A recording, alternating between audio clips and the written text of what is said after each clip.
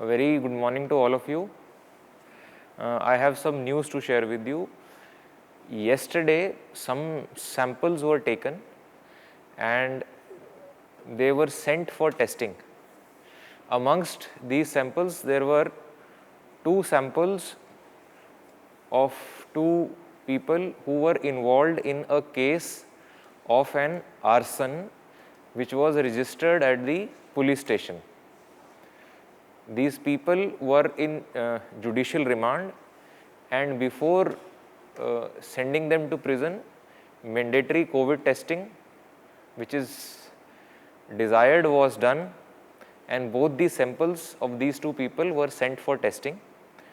One of these 2 samples has turned out to be positive. This is a person named Nadeshan. He is 37 years of age, male, and a resident of Surakudi, Tirunallar. This news was received today morning. The sample result was received today morning.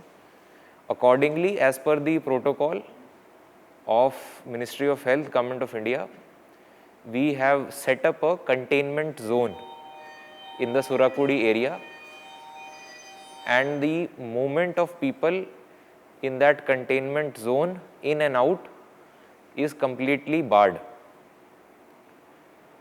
That containment area has been set up today morning with the help of police, PWD and revenue.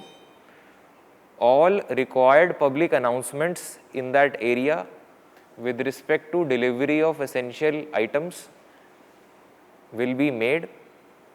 Apart from that, the contact tracing of this person has been started. Already 8 contacts, the close contacts of this person have been identified, and their samples have also been sent for testing. More contacts are being identified.